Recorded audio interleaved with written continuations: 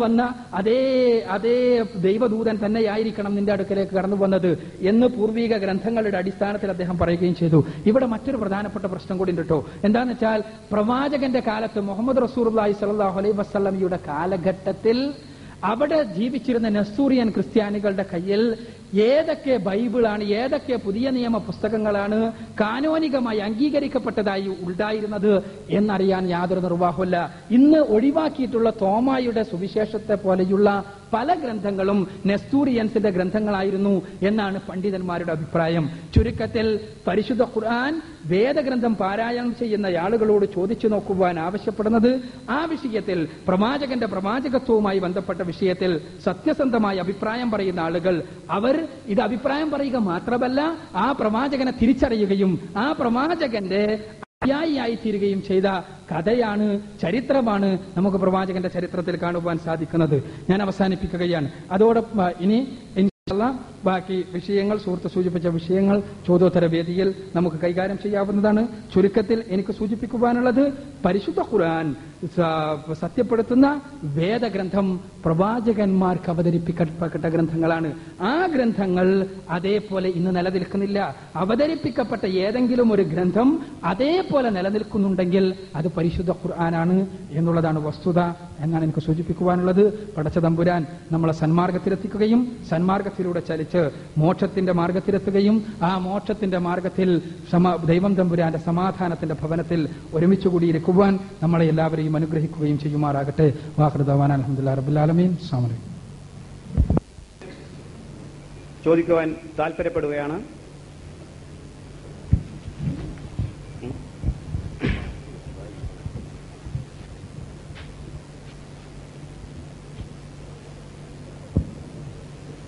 ഏത് പണ്ഡിതനോടാണ് ചോദിക്കുന്നതെന്ന് വ്യക്തമാക്കേണ്ടതാണ്.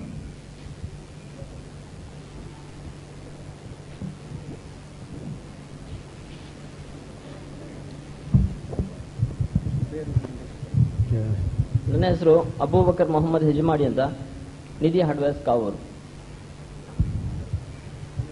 കേൾക്കാനുള്ള ക്വസ്റ്റ്യന്, യേശു ക്രിസ്തു ദൈവപുത്രനാണോ അല്ല പ്രവാചകനാണോ? ആരോടാ ചോദിക്കണം? Mister MM അക്ബറോട്.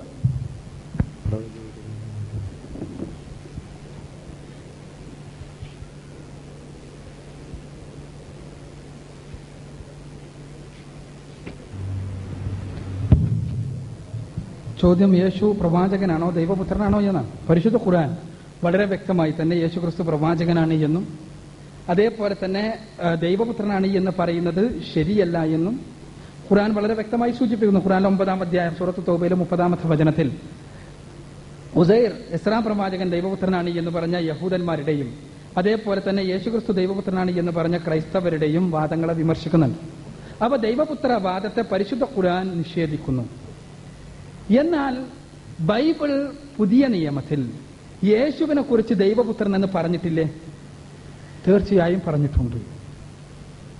ഇവിടെ സ്വാഭാവികമായി വരാവുന്ന ഒരു ചോദ്യമാണ്, പിന്നെ വിമർശനം ഉണ്ടാകാവുന്ന ചോദ്യവുമാണ്. എന്താണ് ദൈവപുത്രൻ എന്ന് പറഞ്ഞിട്ടുണ്ട്? അപ്പോ യേശു സ്വയം എന്താണ് പറഞ്ഞത്? യേശുവിനെ കുറിച്ച് 41 തവണ ദൈവപുത്രൻ എന്ന് പുതിയ നിയമത്തിൽ പ്രയോഗിച്ചിട്ടുണ്ട്.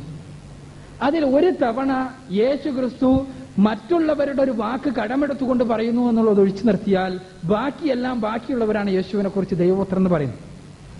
യേശുവിനെ കുറിച്ച് യേശു തന്നെ 83 തവണ മനുഷ്യപുത്രൻ എന്ന് പ്രയോഗിച്ചിട്ടുണ്ട്. ഇനി ദൈവപുത്രൻ എന്നുള്ള പ്രയോഗം യഹൂദന്മാരാണ് യേശുവിനെ കുറിച്ച് നടത്തുന്നത്. ആ പ്രയോഗത്തിന് എന്താണ് യഹൂദ ശബ്ദധാരാവലിയിൽ അർത്ഥം? അതാണ് നമ്മൾ പരിശോധിക്കേണ്ടത്. ഖുർആൻ പറയുന്നത് വിമർശിക്കുന്നത് ദൈവത്തിന്റെ പുത്രൻ, ദൈവത്തിന്റെ അസ്തിത്വത്തിൽ പങ്കുള്ള പുത്രൻ എന്ന ക്രൈസ്തവ വീക്ഷണത്തെയാണ് അത് ഖുർആൻ വിമർശിക്കുന്നുണ്ട്. പക്ഷേ യഹൂദ ധാരാവലിയിൽ എന്താണ് ദൈവപുത്രൻ എന്നുള്ള പദത്തിനർത്ഥം? അത് നമ്മൾ പരിശോധിക്കണമെങ്കിൽ ബൈബിൾ പഴയ നിയമത്തിലേക്ക് പോകേണ്ടി വരും. ബൈബിൾ പഴയ നിയമത്തിൽ പലരെ കുറിച്ചും ദൈവപുത്രൻ എന്ന് പറഞ്ഞിട്ടുണ്ട്. പുറപ്പാട് പുസ്തകം 4-ാം അധ്യായത്തിൽ 22-ാമത്തെ വചനത്തിൽ ഇസ്രയേൽ ദൈവപുത്രൻ, എന്റെ ഏകജാതൻ എന്ന് പറഞ്ഞിട്ടുണ്ട്. അതേപോലെ തന്നെ സങ്കീർത്തന പുസ്തകം 2-ാം അധ്യായത്തിൽ 7-ാമത്തെ വചനത്തിൽ ദാവീദിനെ കുറിച്ച് ദൈവപുത്രൻ എന്ന് പറഞ്ഞിട്ടുണ്ട്. ശാമുവേലിന്റെ 2-ാം പുസ്തകം 7-ാം അധ്യായത്തിലെ 14-ാമത്തെ വചനത്തിൽ സോളമനെ കുറിച്ച് ദൈവപുത്രൻ എന്ന് പറഞ്ഞിട്ടുണ്ട്.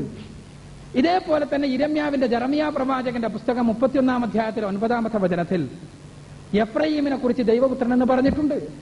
ആവർത്തന പുസ്തകം 14-ാം അധ്യായത്തിൽ 1-ാമത്തെ വചനത്തിൽ എല്ലാ മനുഷ്യരെ കുറിച്ചും ദൈവപുത്രൻ, ഇസ്രായേലിയരെ മൊത്തമായി ദൈവപുത്രന്മാർ എന്ന് പറഞ്ഞിട്ടുണ്ട്. ഇനി പുതിയ നിയമത്തിലാണെങ്കിൽ ലൂക്കോസിന്റെ സുവിശേഷം 3-ാം അധ്യായത്തിലെ 38-ാമത്തെ വചനത്തിൽ ആദാം ദൈവത്തിന്റെ പുത്രൻ എന്ന് പറഞ്ഞിട്ടുണ്ട്. അതേപോലെ തന്നെ മത്തായിയുടെ സുവിശേഷം 5-ാം അധ്യായത്തിലെ 9-ാമത്തെ വചനത്തിൽ സമാധാനമുണ്ടാക്കുന്നവർ ഭാഗ്യവാന്മാർ, അവർ ദൈവത്തിന്റെ പുത്രന്മാരെന്ന് വിളിക്കപ്പെടുമെന്ന് പറഞ്ഞിട്ടുണ്ട്. ഇങ്ങനെ ദൈവപുത്ര ശബ്ദത്തിന് ഈ ഒരു യഹൂദ ഇസ്രായേലി ബാക്ക്ഗ്രൗണ്ടിൽ നിന്നുകൊണ്ട് പരിശോധിക്കുമ്പോൾ ദൈവത്താൽ പ്രത്യേകം തെരഞ്ഞെടുക്കപ്പെട്ടവൻ എന്നാണ് അർത്ഥമുള്ളൂ. ഇസ്രായേൽ ദൈവപുത്രൻ, ഇസ്രായേൽ എന്നാണ് യാക്കോബിന്റെ മറ്റൊരു പേരാണ്. ഇസ്രായേൽ ദൈവത്തിന്റെ പുത്രനാണ്. യാക്കോബ് ദൈവത്തിന്റെ പുത്രനാണ്. അതേപോലെ തന്നെ ദാവീദാണ്. അതേപോലെ തന്നെ സോളമൻ ദൈവപുത്രനാണ്. എഫ്രയീം ദൈവപുത്രനാണ്. ഇസ്രായേലിയരെല്ലാം ദൈവപുത്രന്മാരാണ്. സമാധാനം ഉണ്ടാക്കുന്നവർ ദൈവപുത്രന്മാരാണ്. അതേപോലെ തന്നെ ആദാം ദൈവപുത്രനാണ്. ഇതേപോലെ യേശുവും ദൈവപുത്രനാണ് എന്ന് പറയുകയാണെങ്കിൽ അതിലല്ല കുഴപ്പം. മറിച്ച് യേശു ദൈവത്തിന്റെ അസ്തിത്വത്തിൽ പങ്കുള്ള ഒരു പുത്രൻ എന്ന രൂപത്തിൽ അവതരിപ്പിക്കുന്നതിനെയാണ് പരിശുദ്ധ ഖുർആൻ അതിശക്തമായി വിമർശിക്കുന്നത്. യഥാർത്ഥത്തിൽ ബൈബിളിന്റെ അടിസ്ഥാനത്തിൽ യഹൂദന്മാർ യേശുവിന്റെ ശിഷ്യന്മാരെല്ലാം യഹൂദന്മാരായിരുന്നു. അവർ ഇസ്രായേലിയർ യേശുവിനെ കുറിച്ച് ദൈവപുത്രൻ എന്ന് പറഞ്ഞത് ദൈവത്താൽ പ്രത്യേകം തെരഞ്ഞെടുക്കപ്പെട്ടവൻ എന്ന അർത്ഥത്തിലാണ്.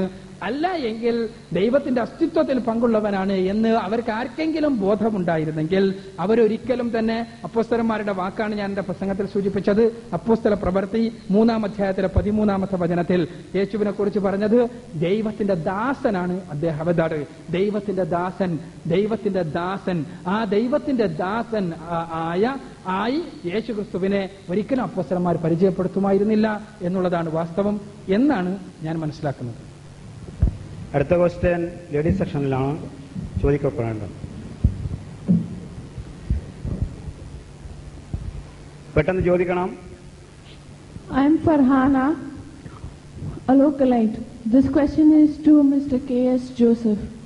In 1 Corinthians chapter 15 verse 44, we are told that dead are sown physically and raised spiritually. That means resurrected body must be spiritual. But in Luke 24 verse 39, after his alleged crucifixion, Jesus says, "See my hands and my feet, that it is I myself. Handle me and see, for a spirit has no flesh and bones as you see, that I have." And he showed them his hands and feet, thereby proving that he is not dead and resurrected. Then how can Christians preach? For salvation one has to believe in the death and resurrection of Christ. Question should be very brief.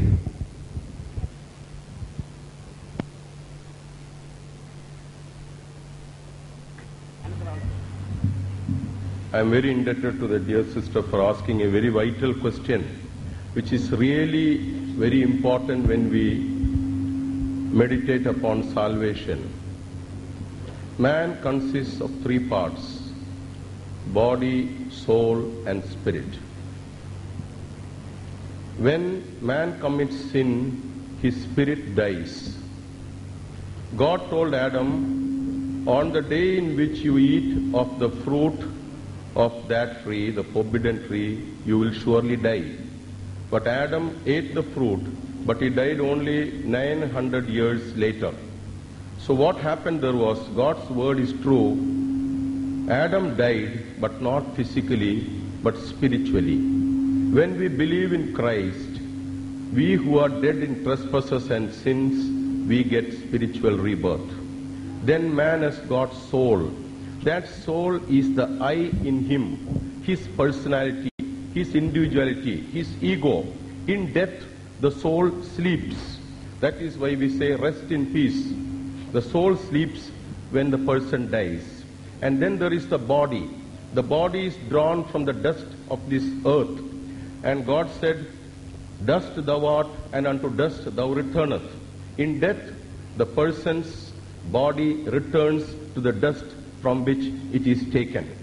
In the resurrection, what happens? The spirit of the man which is in heaven is brought by Christ, and the body which has been dissolved into the earth, the DNA of that body reconstitutes and becomes a resurrected body. The soul comes alive, and then body, soul and spirit together will be in heaven in resurrection. This happened to Jesus before it happened and going to happen to anyone else. Jesus was the first fruits from the dead. In the case of Jesus, body, soul and spirit together was resurrected. He appeared to the disciples and he said, I am not a mere spirit. A spirit does not have a body, but I am a resurrected man. I have a body. My body is resurrected. Death has no further power over this body. You watch me, see me. This is the same body. That is what Jesus says. There is no contradiction in the verse in Corinthians 15, and there is no contradiction in what our sister read from the Gospels. Thank you. Next question ആണുങ്ങളുടെ ഭാഗത്തു നിന്നാണ്. പെട്ടെന്ന് ചോദിക്കണം.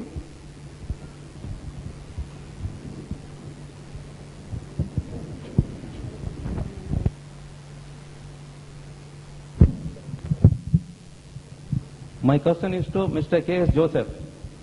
Sir, in your speech you Your said... name please. My name is Mujib Rahman, business. I'm doing business. Sir, you said there is no change in the Bible. But I have two Bibles, two versions of the Bibles, apart from other versions. See, this is King James Version, and this is RSV, Revised Standard Version of 1971. One example I'll give you, rest I hope both the speakers will answer. Sir, one deletion I will show you.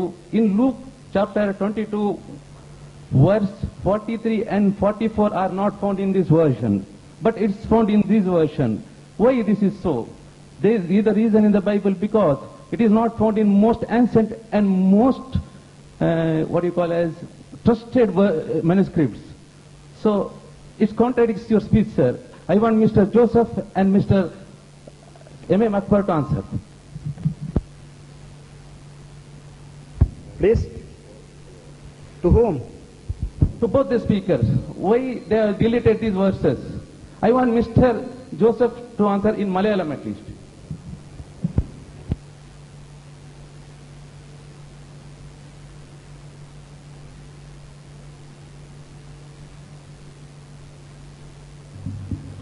വളരെ നല്ലൊരു ചോദ്യമാണ് പ്രിയ സഹോദരൻ ചോദിച്ചത്.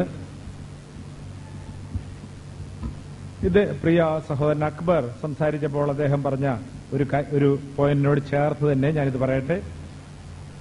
അദ്ദേഹം പറഞ്ഞു, മത്തായിയുടെ സുവിശേഷം, മർക്കോസിന്റെ സുവിശേഷം, ലൂക്കോസിന്റെ സുവിശേഷം, യോഹന്നാന്റെ സുവിശേഷം, 4 സുവിശേഷങ്ങൾ യേശുവിന്റെ സുവിശേഷമല്ല എന്ന് അദ്ദേഹം പറയുകയുണ്ടായി.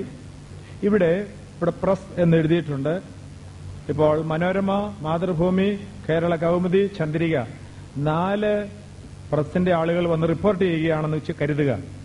ഒരേ മെസ്സേജ് തന്നെ 4 പേര് റിപ്പോർട്ട് ചെയ്യുമ്പോൾ മനോരമക്കാരുടെ മെസ്സേജ് അല്ല, മാതൃഭൂമിയുടെ മെസ്സേജ് അല്ല, ചന്ദ്രികയുടെ മെസ്സേജ് അല്ല, ആ സ്പീക്കറുടെ മെസ്സേജ് 4 പേര് according to Mathrubhumi, according to Chandrika എന്ന് മാത്രമേ ഉള്ളൂ. യേശുക്രിസ്തുവിന്റെ സുവിശേഷം 4 സുവിശേഷകന്മാരെ രേഖപ്പെടുത്തിയപ്പോൾ എഴുത്തുകാർ എന്ന് മാത്രമേ ഉള്ളൂ. ഒരേ സുവിശേഷം 4 വ്യക്തികൾ എഴുതി എന്നേ ഉള്ളൂ. ഇദ്ദേഹം പറഞ്ഞ ക്വസ്റ്റ്യന്റെ മറുപടി ഞാൻ പറയട്ടെ. അതോട് ചേർത്ത് തന്നെയാണ് പറയുന്നത്. പഴയ നിയമം, തൗറാത്ത്, ആ പുസ്തകം എഴുതപ്പെട്ടത് 39